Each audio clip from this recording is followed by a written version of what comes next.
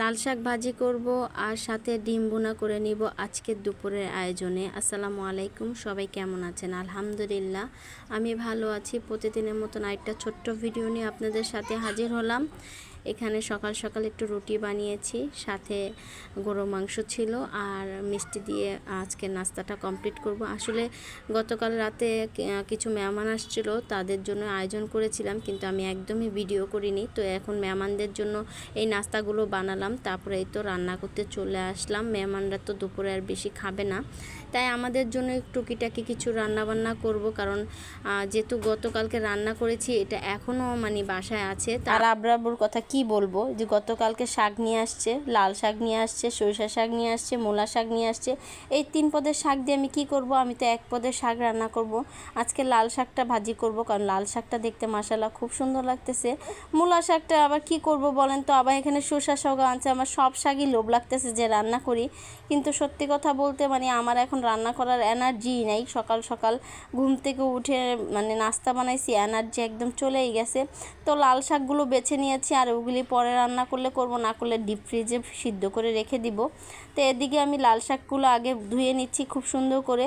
মানে লাল শাকটা ভাজি আমার অনেক নাই, মানে খেতে ইচ্ছা করতেছে, তো আজকে ভাবলাম যে লাল শাকটাই করি। আর লাল শাকটা যে সুন্দর ছিল মশলা দিলে। শীতের শাকগুলো কিন্তু আসলে মজা লাগে আর খেতেও ভালো লাগে। যেহেতু শীত অনেকটাই পড়ে যাচ্ছে, তো এদিক দিয়ে ভাবলাম যে লাল শাকটা আগেভাগেই চড়া দিই। তো এখানে কুচি কুচি করে নিয়েছি। এত তাড়াহুড়া করতেছি, আব্রাব্বু খেয়ে বের হবে। সকাল সকাল উঠে মেহমানদের নাস্তা করিয়েছি, তো মেহমানরা তো আর ভাত খাবে না। তো আব্রাব্বু ভাত খাবে, যেহেতু সকালে উঠি তাড়াহুড়ো করে মানে ভাতটা চড়া দিয়েছিলাম, ভাত হয়ে গিয়েছে। আর এদিক দিয়ে গ্যাসের অবস্থা কি বলবো, মানে এত বিরক্ত লাগে, গ্যাসও নাই। কি কষ্ট করে যে রান্না বান্না করতেছি, মানে উপর আল্লাহই জানে। তো এদিক দিয়ে লাল শাকটা বসা দিয়েছি, আর 2টা ডিম মানে ভুনা করে নিব। বাসায় তরকারি আছে, তবুও ছোটো বোন খাবে না, আমি জানি। ছোটো বোনের জন্য এই ডিম মানে ভুনাটা করতেছি, আর ছেলেরা খাবে।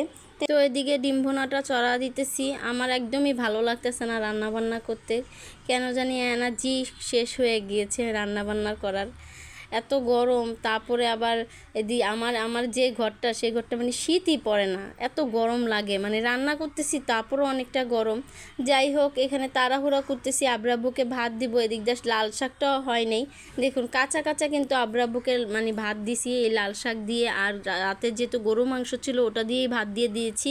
আর এদিকে আমার লাল শাকটাও মানে হালকা কাঁচা কাঁচা আব্রাব্বুকে দিয়ে দিয়েছি। আর আব্রাব্বু যেহেতু ডিম খাবে না, তাই এই তো ডিমটা একটু আস্তে আস্তে হয়ে আসছে।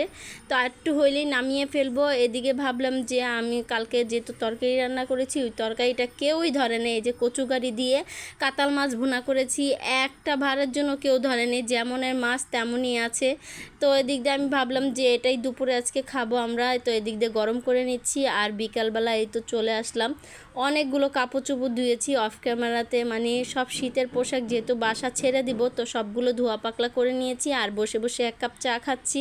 ভিডিওটা কার কাছে কেমন লেগেছে অবশ্যই জানাবেন, ভালো লাগলে একটা শেয়ার করে দিবেন। দেখা হবে নেক্সট ভিডিওতে। যারা যারা এই পর্যন্ত দেখেছেন সবাইকে অসংখ্য ধন্যবাদ।